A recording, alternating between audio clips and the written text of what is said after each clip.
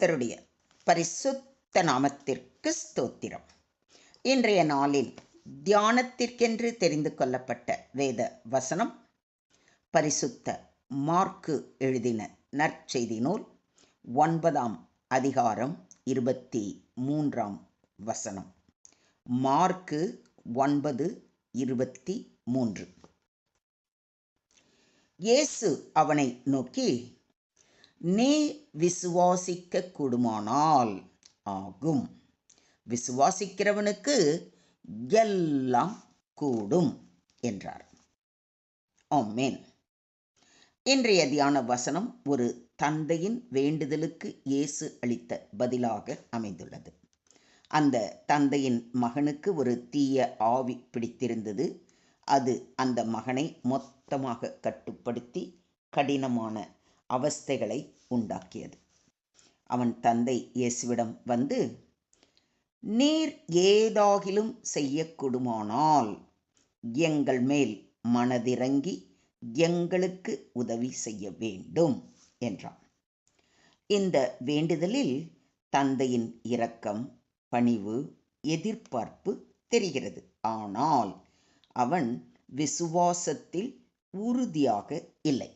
அதனால்தான் நீரேதாகிலும் செய்யக்கூடுமானால் என்று சொல்கிறான்.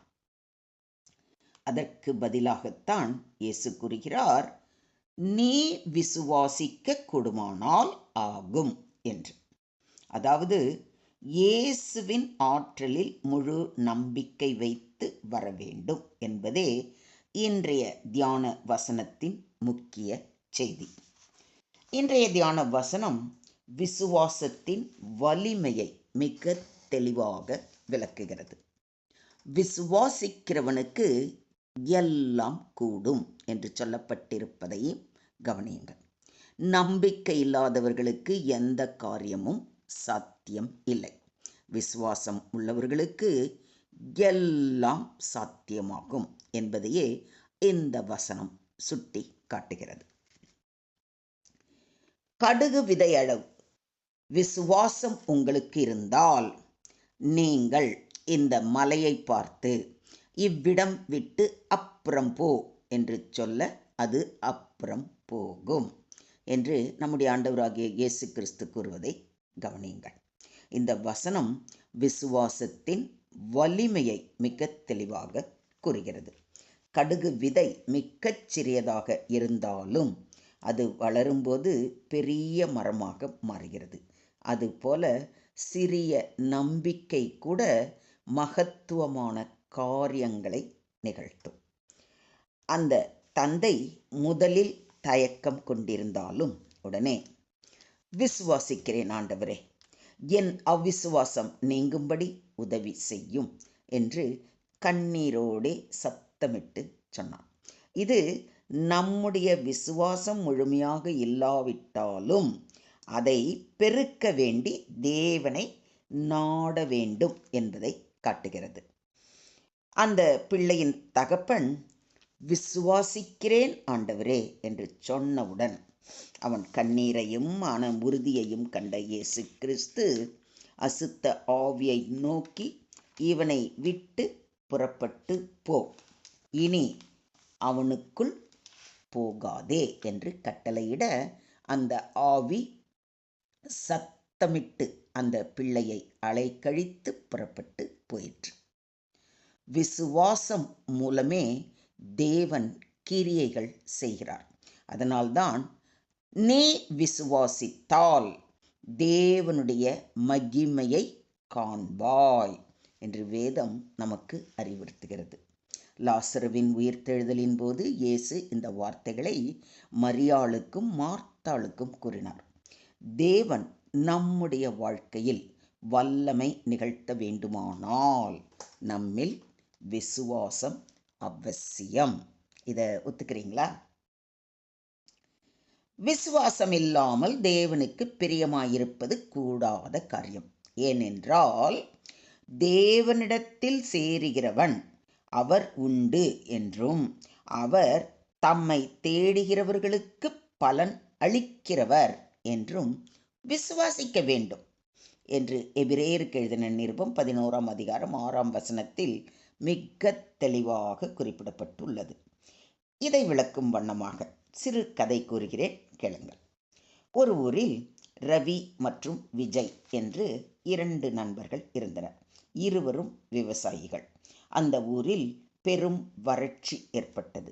நிலம் வறண்டு போய்விட்டது. ஊர் மக்கள் அனைவரும் ஒன்று கூடி மழைக்காக ஜெபிக்க தொடங்கினர். விஜய் இருதயபூர்வமாக ஜெபித்தார். ஆனால் எதுவும் செய்யவில்லை. தேவன் மழை கொடுத்தால் நன்றாக இருக்கும் என்று மட்டுமே நினைத்தார்.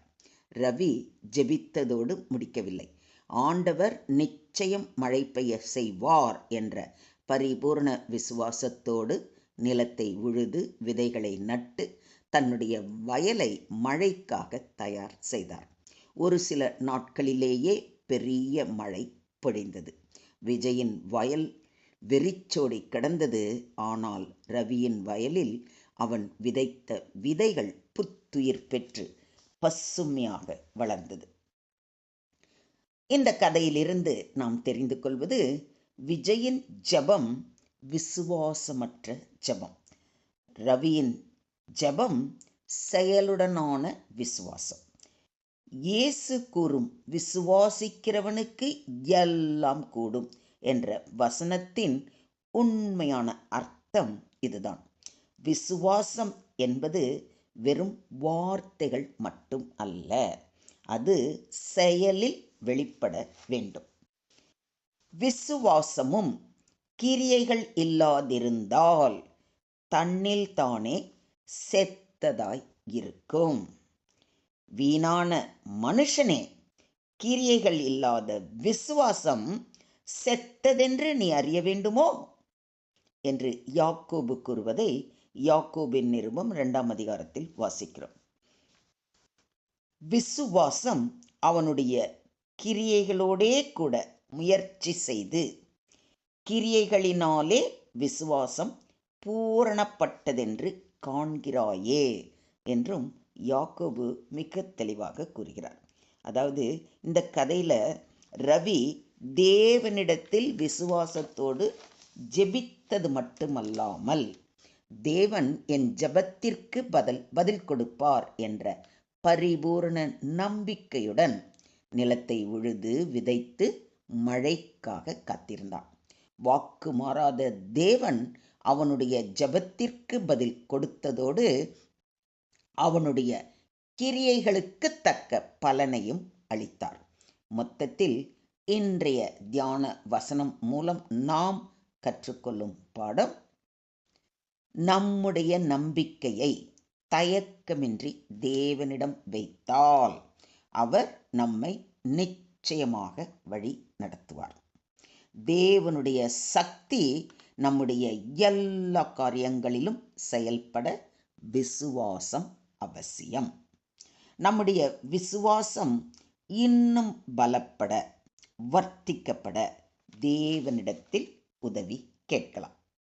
இன்றைய தியான வசனம் மூலம் கடினமான சூழ்நிலையில் கூட விசுவாசம் கொண்டால் தேவன் அருள் புரிவார் என்பதை இயேசு மிக தெளிவாக அறிவுறுத்துகிறார். விசுவாசம் இருந்தால் தேவனுடைய வல்லமை நம் வாழ்க்கையில் செயல்படும். தேவனால் கூடாத காரியம் ஒன்றுமில்லை என்பதை பரிபூர்ணமாக விசுவாசிக்க வேண்டும். தேவன் நம்மை ஆசீர்வதிக்க விசுவாசத்துடன் அவர் சமூகம் அமர்ந்து அவரது வார்த்தைகளை வாசித்து தியானித்து அதன்படி நடக்க வேண்டும். சந்தர்ப்பங்கள், சூழ்நிலைகள் எவ்வளவு கடினமாக இருந்தாலும் நம்பிக்கையுடன் ஜெபிக்க வேண்டும்.